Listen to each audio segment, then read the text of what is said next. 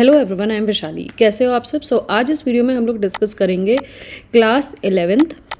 ये जो बुक मैं रेफ़र कर रही हूँ क्लास 11th के लिए, जो भी बच्चे आईसीएसई बैकग्राउंड से हैं या जो भी बच्चे आईआईटी जेईई की प्रिपरेशन करना चाह रहे हैं और अपने कॉन्सेप्ट्स को स्ट्रॉन्ग करना चाह रहे हैं, या जो भी बच्चे एनसीईआरटी पढ़ रहे हैं, सीबीएसई के हैं और एनसीईआरटी के अलावा किसी और हेल्पिंग बुक को कनेक्ट करना चाह रहे हैं, तो तब मैंने क्लास 11th की मैं बुक स्टार्ट कर रही हूँ एमएल अग्रवाल के नाम से। ठीक है। इस बुक के अकॉर्डिंग जो भी हमारे चैप्टर्स हैं वो सारे चैप्टर्स आईसीएसई के स्टूडेंट्स फॉलो करते हैं। सिमिलरली जो भी बच्चे आईआईटी जेईई के हैं या एनसीईआरटी के हैं तो इन वीडियो से अपने कॉन्सेप्ट्स को बहुत ज़्यादा डिटेल में क्लियर कर सकते हैं और अपने डाउट्स जो भी आए वो कमेंट के थ्रू मुझसे पूछ सकते हैं। इन वीडियोज़ को स्टार्ट करने से पहले मैं आपको ये बताना चाहूँगी कि जितने भी चैप्टर्स एमएल अग्रवाल में हैं वो सारे मैं यहाँ पे आपको कवर कराने वाली हूँ। मेरे चैनल का नाम है वैशाली तिवारी मैथ्स। इसमें आपको सारा कुछ कंटेंट मिलेगा आईसीएसई क्लास 11th का। ठीक है। इसके अलावा आने वाले दिनों में आपको सीबीएसई का भी क्लास 11th का कंटेंट इसमें मिल जाएगा। ठीक है। तो जो एक्स्ट्रा टॉपिक्स आपके होते हैं वो आप एमएल अग्रवाल की सीरीज से देख सकते हैं और जो एनसीईआरटी के हैं वो सारे आपके एनसीईआरटी के कवर हो रहे हैं। जो बच्चे आईसीएसई के हैं तो वो आईसीएसई की जो डिटेल्ड एमएल अग्रवाल की वीडियोज़ हैं उनसे कनेक्ट कर सकते हैं। ओके। तो एट एनी हाउ सारे बच्चों को इससे हेल्प होने वाली है। अगर आपको ये वीडियोस अच्छी लगें तो एक रिक्वेस्ट है कि चैनल को सब्सक्राइब करें और अपने क्लासमेट्स के साथ शेयर करें। Let start with the first chapter. हम जो पहला चैप्टर यहाँ पे लेके चल रहे हैं वो है सेट्स। सेट का मतलब क्या होता है, यहाँ से हमें स्टार्ट करना चाहिए। जब भी आप क्लास 11th में सेट के बारे में पढ़ते हैं ना, आई होप आपने 9th या 10th में ये वर्ड्स पहले पढ़े होंगे। सेट के बारे में कहा जाता है, दो इंपॉर्टेंट बहुत ही इंपॉर्टेंट वर्ड्स हैं जिससे सेट की डेफिनेशन कंप्लीट होती है। Set is a well defined collection of objects. ऐसे ऑब्जेक्ट्स को आप कलेक्ट करिए जो कि आप वेल डिफाइंड जिनको कर सकें। ऐसे collection of well defined objects को हम कहते हैं सेट्स। यहाँ से सेट की डेफिनेशन बन के आती है। ठीक है। फॉर एन एग्जाम्पल, अब यहाँ पे दो तरीके के एग्जाम्पल जनरेट होते हैं। एक है जो सेट का एग्जाम्पल है विच इज़ ट्रू, और एक है विच इज़ फॉल्स, मतलब जो सेट का एग्जाम्पल नहीं बन सकता। पहला एग्जाम्पल लेके चल रहे हैं। इफ़ आई से इवन नंबर्स बिटवीन 1 to 5, तो जितने भी स्टूडेंट्स क्लास में हैं वो 1 to 5 के बीच में इवन नंबर्स क्या बोलेंगे, उसका सेट बनाइए। 2 होगा और 4 होगा। पूरी क्लास का सेम आंसर होगा। तो समझिए ये सेट की कैटेगरी में सेटिस्फाई हो गया। अब हम ऐसा एग्जाम्पल जनरेट करते हैं जो गलत होगा। इफ आई से the student who have secured good marks in the class 11th। अब गुड मार्क्स का क्या मतलब, किसी के लिए 70% गुड मार्क्स है, किसी के लिए 80% गुड मार्क्स है, किसी के लिए 95% गुड मार्क्स। तो यहाँ पे हमने वेल डिफाइंड वर्ड का जो कॉन्सेप्ट है वो यूज नहीं किया, and because of this is not the example of the set. ये याद रखिएगा। ठीक है। Now moving to the next. यहाँ पे मैंने आपको दो चीज़ बतानी चाहिए जो आई होप क्लियर होगी कि किसी भी एग्जाम्पल को जनरेट करने के लिए आपके पास दो कॉन्सेप्ट याद होने चाहिए कि क्या वो सब जनों का सेम आंसर आ रहा है तो वो सेट बन जाएगा, और जो जी चीज़ें आप लेके चल रहे हैं वो वेल डिफाइंड ऑब्जेक्ट्स को डिफाइन करनी चाहिए। ठीक है। अब जब हम किसी भी सेट को बनाते हैं, फॉर एन एग्जाम्पल अगर हमने सेट को लिखा है लेट, मैं कह रही हूँ सेट ए ऐसा जिसके अंदर 1 से लेके 5 के बीच के इवन नंबर्स आ रहे हैं, तो my answer is 2 and 4 and this is the set. ठीक है। एक बच्चा कहेगा कि मैं सेट को ऐसे नहीं लिखूंगा, मैं सेट को इस तरीके से लिखूंगा, x such that x is even natural numbers between 1 and 5, या फिर लिख दो greater than 1, x is greater than equal to 1 and less than equal to 5। ठीक है। ये भी आप देख सकते हो, 1 के बराबर से लेके 5 के बीच में जितने भी नंबर्स आ रहे हैं वो आप डाल दीजिए। तो either ways you can use it. अब यहाँ पे हमें पता चला कि हम सेट को इस तरीके से, ये दो तरीके हैं सेट को लिखने के लिए। ओके। तो ये कंक्लूजन हमें यहाँ पे बनाना होगा कि ये ए क्या है। ए वो सिंबल है जो सेट को डिनोट करने के काम आता है। तो ऑलवेज याद रखिएगा सेट को डिनोट करने के लिए हम कैपिटल सिंबल्स का यूज करते हैं। नाउ नेक्स्ट थिंग इज कि जब भी हम किसी भी सेट को रिप्रेजेंट करते हैं तो सेट के अंदर जो ये एलिमेंट्स आते हैं these are called as the elements या फिर मेंबर्स ऑफ द सेट। इनको क्या कहा जाता है, एलिमेंट्स या मेंबर्स ऑफ द सेट कहा जाता है। सेट को रिप्रेजेंट करने के लिए देयर आर द 2 ways, दो तरीके होते हैं सेट को रिप्रेजेंट करने के लिए जो हम नेक्स्ट पेज पे पढ़ेंगे।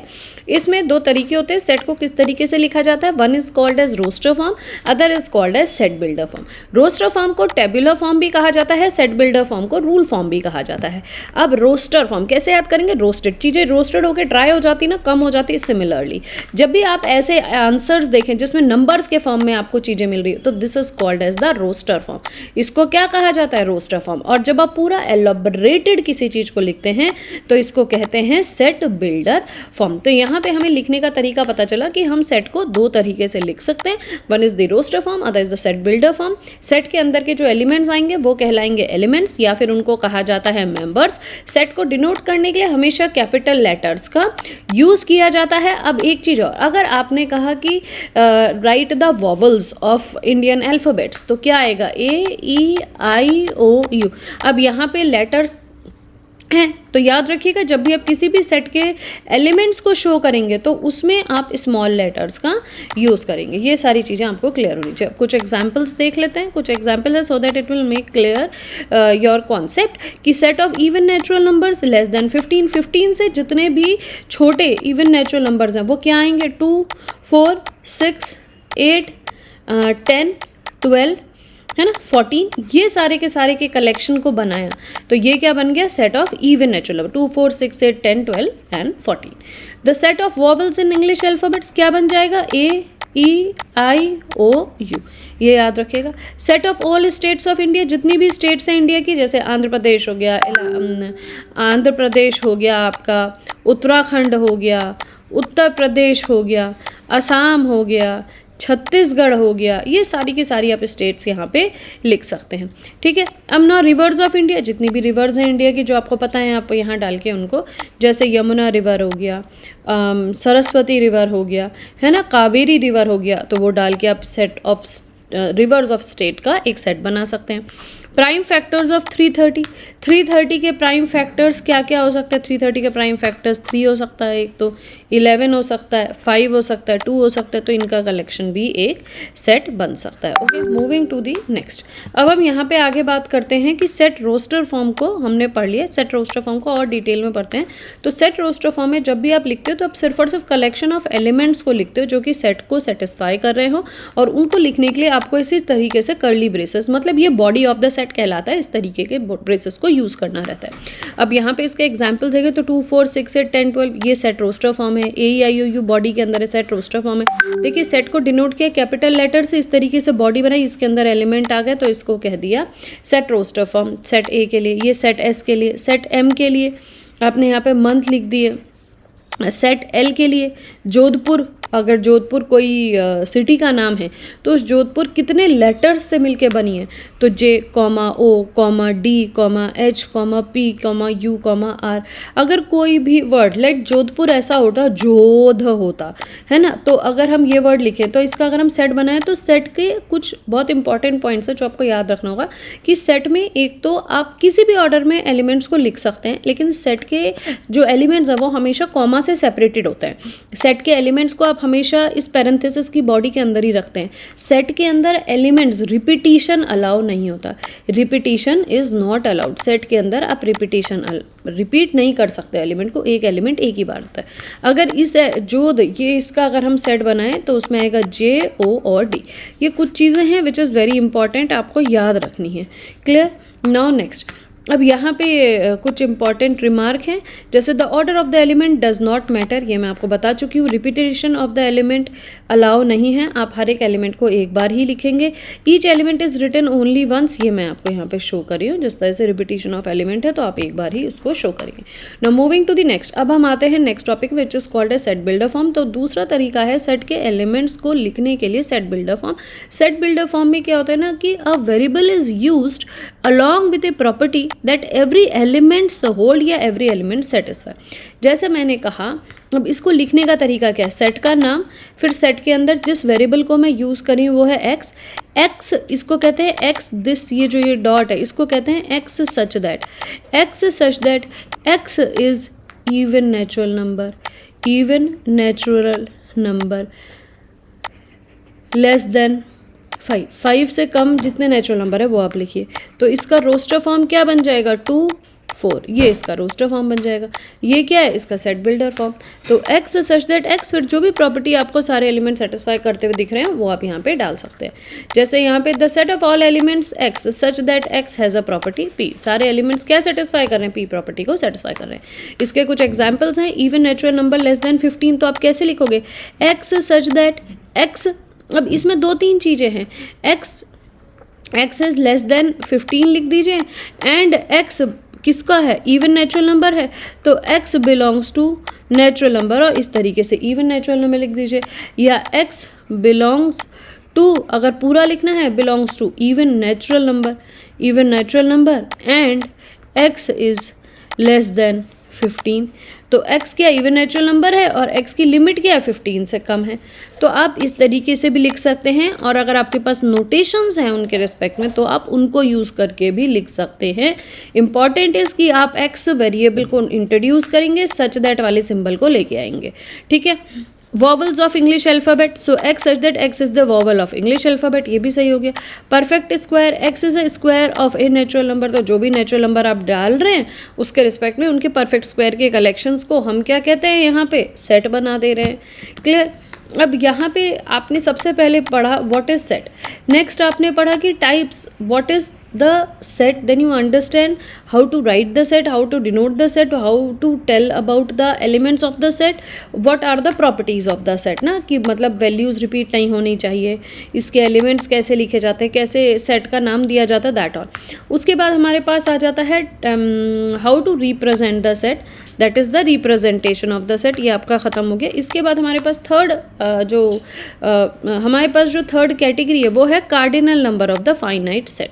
सबसे पहले ये समझिएगा, जो हमारा सेट होता है ना, इसमें 2 तरीके के एलिमेंट्स होते हैं, एक होता है फाइनाइट एलिमेंट, एक होता है इनफाइनाइट एलिमेंट।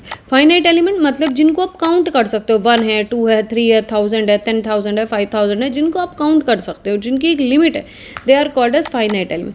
ऐसे एलिमेंट्स जिनकी आप काउंटिंग ही मतलब फिनिश नहीं हो रही है, ये नहीं है कि काउंटिंग नहीं कर सकते, उनकी काउंटिंग का कहीं एंड ही नहीं है, you can count them but that counting is not ending at particular point, चलते ही जा रही है, मतलब जब आप स्टॉप करने सोच रहे तभी एक नया नंबर मिल जा रहा है। तो such type of a category of elements are called as your infinite sets. ऐसे सेट जिनके जो एलिमेंट्स हैं वो कभी ख़त्म ही नहीं होते, जिनकी कोई लिमिट ही नहीं है, तो such type of elements are called as, such type of the sets are called as infinite sets. तो कार्डिनैलिटी जो हम बताते हैं वो फाइनाइट सेट की है आपकी 11th और 12th क्लास में, लेकिन जब आप बड़ी क्लास में चले जाते हो तो इनफाइनाइट सेट्स की भी कार्डिनैलिटी डिफाइन की गई है, आप आगे जाके पढ़ते हो, ठीक है। अभी फिलहाल हमारे सिलेबस में फाइनाइट सेट की कार्डिनैलिटी है। फाइनाइट सेट की क्या, cardinality of a finite set. अब जैसे कोई भी सेट है उसकी कार्डिनैलिटी क्या है वो हमें देखनी है। अगर हमने ए सेट का, हमने इसके अंदर 2, 3, 4 ये 3 एलिमेंट डाले, तो कार्डिनैलिटी ऑफ सेट जिसको कहेंगे हम कार्डिनैलिटी ऑफ सेट, क्या होगा, कार्डिनैलिटी ऑफ सेट ए इस कितने एलिमेंट्स है, 1, 2, 3। आप जितने एलिमेंट्स काउंट करेंगे वो आपके कार्डिनैलिटी ऑफ सेट को कहलाएगा। या कार्डिनैलिटी ऑफ सेट को डिनोट करने के लिए ये एन बनता है, स्मॉल एन, ब्रैकेट के अंदर वो सेट, तो कार्डिनैलिटी ऑफ सेट इस तरीके से लिखते हैं। या यहाँ पे अगर हम कहें तो कार्डिनैलिटी ऑफ सेट ए इस कितने एलिमेंट है, 3, तो यहाँ पे आंसर आ जाएगा आपका 3, ठीक है।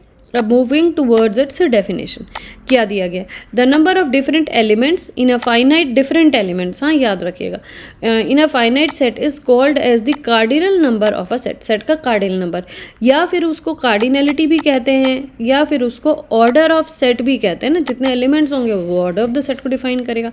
डिनोटेड बाय, तो कार्डिनैलिटी ऑफ सेट को यूजुअली एन और ब्रैकेट के अंदर से ए को दिखाया जाता है, क्लियर। या फिर कार्डिनैलिटी ऑफ सेट को हम ऐसा भी दिखा देते हैं, what is the cardinality of set, like this also we can show और like this also we can show, clear. No यहाँ पे हमें कुछ एग्जाम्पल्स, अब यहाँ पे हमने कार्डिनैलिटी ऑफ फाइनाइट सेट पढ़ा, याद रखिएगा। एक सेट है जिसके अंदर ए, आई, यू जैसे एलिमेंट्स हैं, तो कार्डिनैलिटी ऑफ सेट कितने एलिमेंट्स हैं या ए का ऑर्डर कितना है, तो यहाँ पे 1, 2, 3, 4, 5, तो आंसर इज 5। इसमें क्या कार्डिनैलिटी 3, इसमें क्या कार्डिनैलिटी 10। वैसे अगर हम बी की बात करें तो इसमें ओ हटेगा तो कार्डिनैलिटी बनेगी 1, 2, 3, 4, 5, तो कार्डिनैलिटी बनेगी आपका cardinal number of the empty set, जो एम्प्टी सेट है, जैसे 5 इज एन एम्प्टी सेट जिसमें कुछ है ही नहीं, तो इसकी कार्डिनैलिटी ऑफ 5 क्या हो जाएगा, cardinality of 5 is equal to 0, कोई एलिमेंट ही नहीं है। अब सिंगलेटन सेट है, ए की एलिमेंट है इसके अंदर, तो कार्डिनैलिटी ऑफ ए क्या बन जाएगा सिंगलेटन सेट की, इज 1।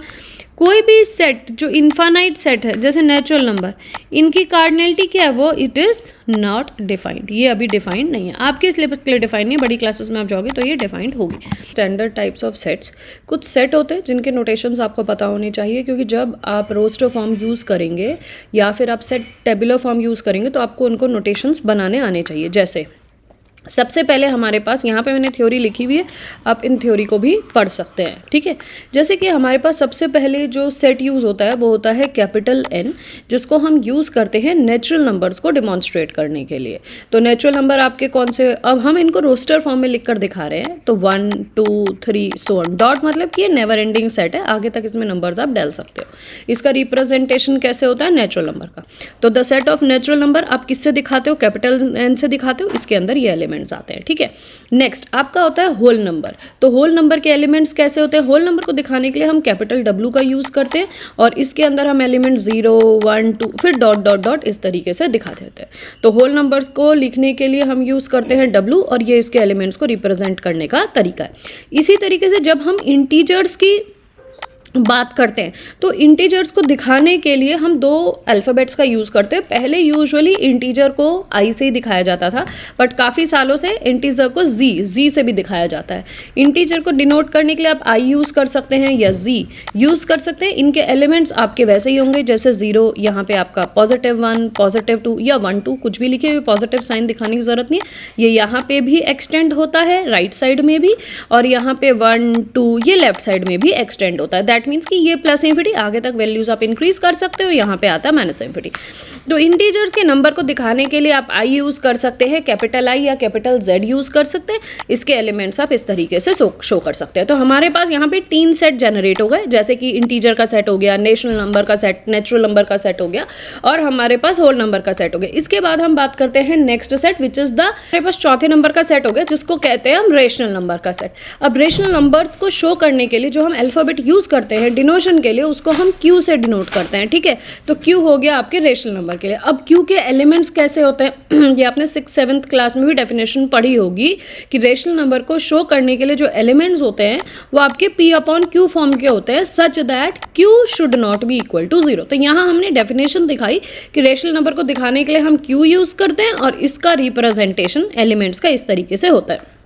अब रेशनल नंबर में क्या क्या एलिमेंट्स आते हैं, अगर मैंने तो ये डेफिनेशन को लिख कर दिखाया रोस्टर फॉर्म में, अगर मैं चाहूँ रेशनल नंबर के एलिमेंट्स को शो करना तो Q के एलिमेंट्स क्या बनेंगे, आपका 1 भी हो सकता है, 2 भी हो सकता है, 1/3 भी हो सकता है, 1/5 भी हो सकता है ना, -2 भी हो सकता है, -2/3 भी हो सकता है। तो ये सारे रिप्रेजेंटेशन ऑफ द एलिमेंट्स जो हैं आपके रेशनल नंबर के सेट को दिखाते हैं। तो यहाँ पे ये दिखाया, देखिए रेशनल नंबर को दिखाने के लिए आप यूज़ करते हैं any number which can be expressed in the form of P/Q where Q should not be equal to 0 और P और Q आपके इंटीजर्स से आ रहे हैं। कहीं कहीं आप इंटीजर्स देखेंगे, कहीं कहीं आप नेचुरल नंबर्स देखेंगे, उसके पीछे भी कहानी है, और इस तरीके की रिप्रेजेंटेशन को हम नेचुरल नंबर कहते हैं।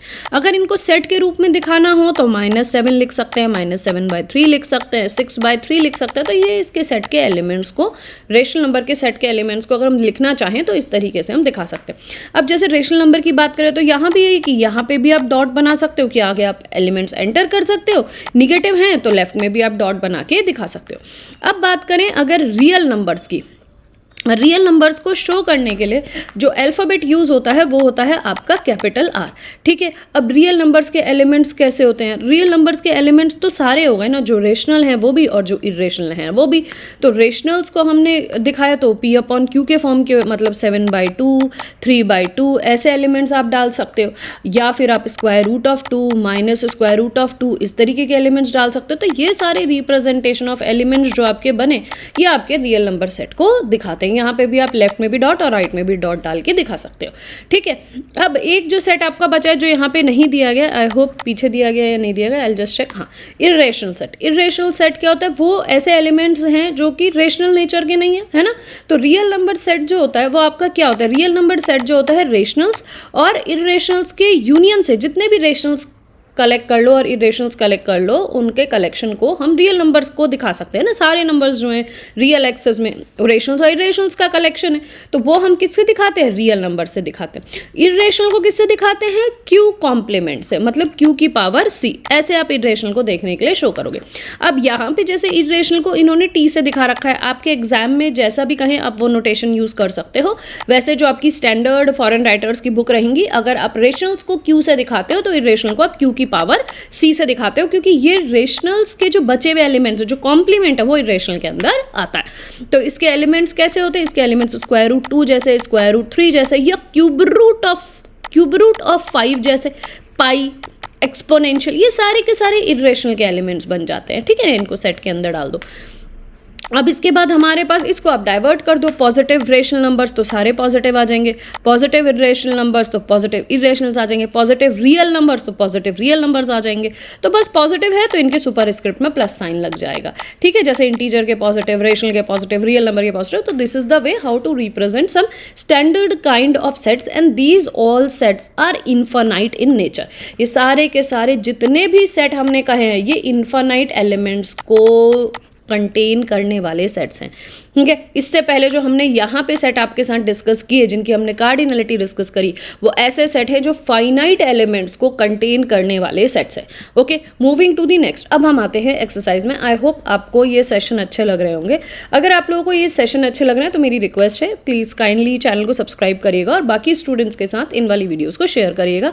और you can message me from which college and from which school, you can comment down below and let me know कि आप किस स्कूल से इन वीडियोज़ को देख रहे हैं, so that I can connect with you और नेक्स्ट आप किस टॉपिक में वीडियोस देखना चाहेंगे ना। मूविंग टू दी नेक्स्ट, अगर हम बात करें एग्जाम्पल नंबर 1 की, तो यहाँ पे मैंने 3 क्वेश्चंस लिए हैं, example 1, example 2, example 3 and example 4। इसमें आपको जितने भी कॉन्सेप्ट मैंने अभी तक बताए वो सारे यूज हो जाएंगे। तो हमने क्या क्या पढ़ा है, जल्दी जल्दी हम रिकैप कर लेते हैं। हमने सेट के बारे में पढ़ा, हमने सेट की रिप्रेजेंटेशन के बारे में पढ़ा, इसके बाद हमने काइंड्स ऑफ इनफाइनाइट सेट्स पढ़ा, इसके बाद हमने कार्डिनलिटी ऑफ फाइनाइट सेट्स पढ़ा। ये चारों टॉपिक को कवर करते हुए आपको ये सारे के सारे क्वेश्चंस यहाँ पे मैं आज डिस्कस करती हूँ। State whether the statement collection of competent school teacher in Delhi is a set, true or false, justify your answer. This is not a set. मैंने आपको पहले भी कहा not a set, क्योंकि देखो क्या इन्होंने कहा है, collection of teachers, potent teachers या कॉम्पिटेंट टीचर्स इन दिल्ली। तो मेरे हिसाब से कोई एक्स टीचर हो सकती है, किसी के अकॉर्डिंग वाई टीचर हो सकती है, किसी के अकॉर्डिंग डब्ल्यू टीचर हो सकती है। तो we have our own thoughts regarding the quality of teachers. मैं कॉम्पिटेंसी ऑफ अ टीचर किसी पर्टिकुलर एंगल से देख सकती हूँ, कोई दूसरा किसी दूसरे एंगल से देख सकता है।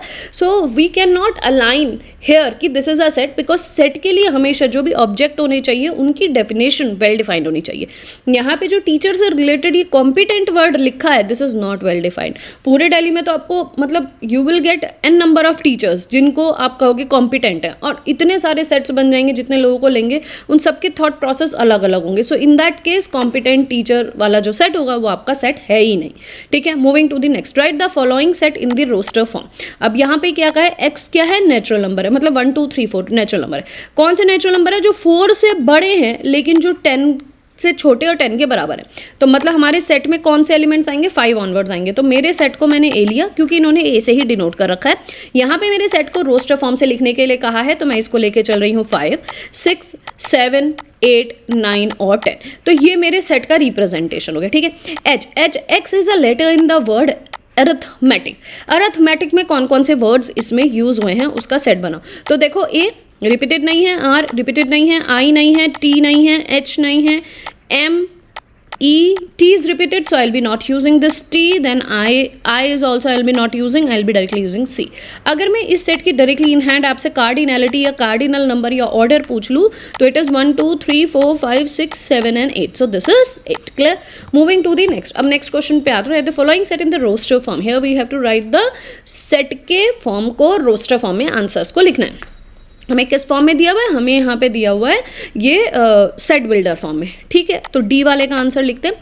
टी क्या है, T cube equal to T where T belong to R. तो ये this is a equation which is provided to us, ठीक है। इस इक्वेशन को हम सॉल्व करते हैं। एक क्यूबिक पॉलिनोमियल हमें दे रखी है, तो टी का क्यूब इक्वल टू टी, इसको सॉल्व करना पड़ेगा। तो टी का cube minus T equal to 0, इस टी को इधर ले लो क्योंकि we have only this thing in a hand. तो टी कॉमन ले लेंगे, तो टी कॉमन लिया तो टी का स्क्वायर -1 इक्वल टू 0। इस तरीके की इक्वेशंस आपने सॉल्व करी होंगी पहले 10th क्लास तक, and you are good to get the answer. तो हमें यहाँ पे क्या करना है, इसके रूट्स निकालने हैं। तो जो भी रूट्स होंगे वो टी की इक्वेशन को, टी की इक्वेशन के रूट्स होंगे, वही आपके सॉल्यूशन होंगे और वही आपके सेट के अंदर इनडायरेक्टली रखे जाएंगे। तो इसका आंसर क्या बन जाएगा, टी या तो 0 के बराबर होगा, ये टी स्क्वायर -1 0 के बराबर होगा। तो हमें पास 2 इक्वेशन आ गई। अगर टी इक्वल टू 0 के बराबर हो तो ये एक आंसर हो गया। अगर टी स्क्वायर इक्वल टू 0 के बराबर होगा तो इसको सॉल्व करो, t square equal to 1 and t is equal to +-1। तो हमारे पास 3 आंसर आ गए, क्योंकि क्यूबिक पॉलिनोमियल है तो वी हैव 3 आंसर्स। सो यहाँ पे आंसर क्या बना, 0 बना, -1 बना और +1 बना। ये भी सही है क्योंकि सेट पे कोई ऑर्डर से लिखो नहीं लिखो कोई फर्क नहीं पड़ता। तो order does not plays an important role, repetition should not be there in the elements of the set, ये आपको पता होना चाहिए। आप इसको -1 0 और +1 लिखोगे तो it is perfect, but answer आपको मतलब मार्किंग आपको स्कूल में टीचर को दोनों में ही देती हैं, ठीक है। अब हम ई वाले सेट की अगर हम बात करें, तो नेक्स्ट सेट की अगर हम बात करें तो ई सेट के बारे में अगर मैं कहूँ तो ई के एलिमेंट्स क्या है, तो for here also we have to solve the answer. अब देखो यहाँ पे क्या है ना, टी बिलोंग टू आर, और यहाँ पे हम सिर्फ 3 ही वैल्यूज़ लेके चल रहे हैं, तो कंफ्यूज मत होना कि हम ये आर है, रियल नंबर सेट है, मैम ने बताया था इसमें तो रेशनल इरेशनल सारे होंगे, तो क्या सारे एलिमेंट्स, तो क्या सारे के सारे एलिमेंट्स आ जाएंगे क्या, मतलब सारे के सारे नंबर्स आ जाएंगे कि नहीं, क्योंकि ये क्यूबिक पॉलिनोमियल है तो इसके 3 रूट्स ही होंगे, और हमारे पास जो आंसर आएगा वो सिर्फ और सिर्फ 0, -1 और +1 ही एग्जिस्टेबल होगा। हमें बाकी से कोई मतलब नहीं है, बस ये क्लैरिफाई होगी कि ये सारे के सारे आर से आते हैं। अगर ये आर की जगह एन रखते तो भी चल जाता, होल नंबर रखते तो भी चलता, इंटीजर रखते तो भी चलता, ठीक है, रेशनल्स रखते तो भी चलता, कोई दिक्कत नहीं होती, ठीक है। अब ये सेकंड वाला क्वेश्चन करके देखते हैं। तो इसमें हमें क्या दिखाना है, x - 2 x + 3 = 2। Same you have to solve this equation, इस रेशनल इक्वेशन को, रेशनल पॉलिनोमियल को सॉल्व करिए। तो दिस इज x - 2, ये पूरा का पूरा इधर चलाएगा, 2 times of x + 3। So this is your x - 2 = 2x + 6, और ये आया आपका 2x - x = -2 माइनस का 6, तो -8 = your this is x। So x की वैल्यू हमारे पास क्या आई है, x की वैल्यू हमारी आई है -8, ठीक है, वैल्यू आएगी x की, तो इसका आंसर क्या आएगा, दिस इज -8, क्योंकि इन्होंने कुछ रिलेशन नहीं बताया कि इससे छोटा नंबर इससे बड़ा नंबर, तो डायरेक्टली जो सॉल्यूशन आएगा that will be the answer. अब मूविंग टू द नेक्स्ट, अब आते हैं हम नेक्स्ट क्वेश्चन पे, थर्ड क्वेश्चन पे।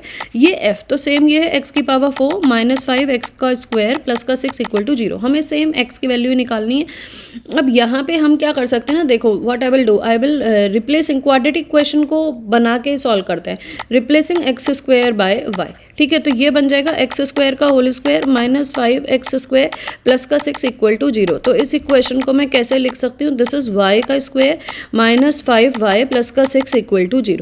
दिस विल बी यार, ये क्या है, y² -3y - का 2y + का 6 = 0। आपका y -3 - का 2y - 3 = 0, this is y - 2 and y - 3 = 0। तो यहाँ पे आपके पास जो वैल्यू कैलकुलेट होके आई, दिस इज y = 2, 3। तो हमारे पास सेकेंड, मतलब हमने यहाँ पे x² को y लिया था, तो हमारे पास 2 सॉल्यूशंस आ गए। अब x² किसके बराबर है, 2 के, तो x किसके बराबर है, +-2 के। x² किसके बराबर है, 3 के, तो x की वैल्यू किसके बराबर है, +-3। तो हमारे पास यहाँ पे क्योंकि इक्वेशन आपकी क्या थी, पॉलिनोमियल इक्वेशन थी, 4 डिग्री की इक्वेशन थी, तो हमारे पास इसके लिए कितने रूट्स आने चाहिए, देखो सेम ही काम है, 4 रूट्स आने चाहिए। तो हमारे पास रूट्स क्या आए हैं, हमारे पास रूट आया है -2 -3 +2 एंड +3। तो दिस इज द आंसर। किससे दिखाया गया, इसको f से डिनोट किया गया, तो आप भी इसको f से डिनोट करोगे। क्लियर है, ये लास्ट क्वेश्चन है। आई होप क्वेश्चंस आपको समझ में आ रहे होंगे, तो प्लीज़ कमेंट डाउन जरूर करिएगा और चैनल को सब्सक्राइब जरूर करिएगा। Moving to the question number 4, state which of the following statements are true and which are false, justify your answer, ठीक है, ट्रू और फॉल्स बताना है।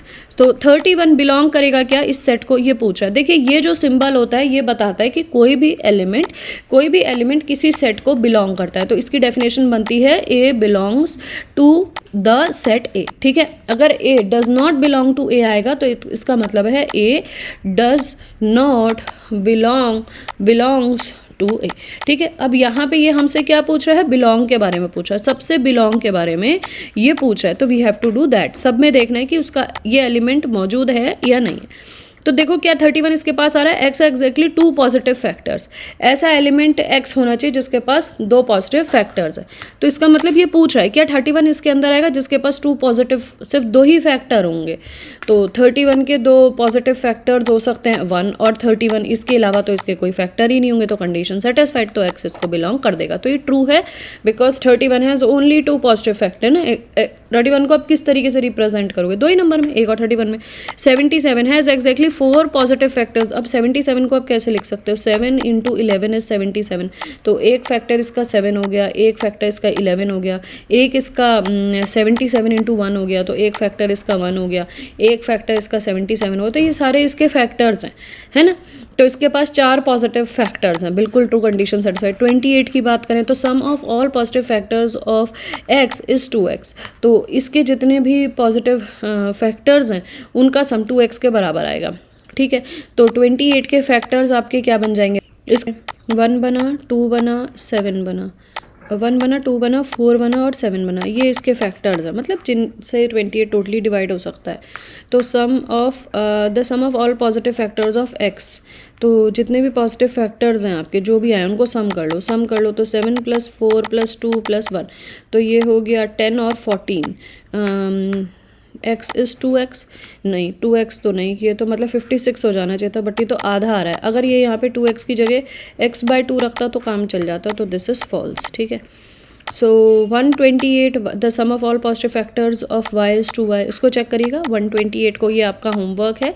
प्लीज़ कमेंट करके इसके आंसर को बताइएगा कि क्वेश्चन नंबर 4 का 4th ऑप्शन ट्रू है या नहीं है, ठीक है। इसी तरीके से इस वाले को बताइएगा कि 37 का मल्टीपल है या नहीं है। कैसे करोगे, 7 7 47 को 37 से डिवाइड करके देख लो। अगर टोटली डिवाइडेड है, लास्ट में 0 आ रहा है, तो देन मीन्स कि इट इज़ द मल्टीपल, ये इसका मल्टीपल होगा, ठीक है। सो इस वीडियो को यहीं एंड करते हैं। अब नेक्स्ट वाली वीडियो में मैं आपके साथ डिस्कस करूँगी काइंड्स ऑफ सेट, जहाँ पे हमारा स्टार्ट होगा सेट्स एंड रिलेशन, जहाँ पे डिफरेंट टाइप्स ऑफ सेट्स के बारे में हम पढ़ेंगे और उन सेट के जो क्वेश्चंस हैं वो मैं आपको एंड ऑफ द एक्सरसाइज में कराऊंगी। So thank you.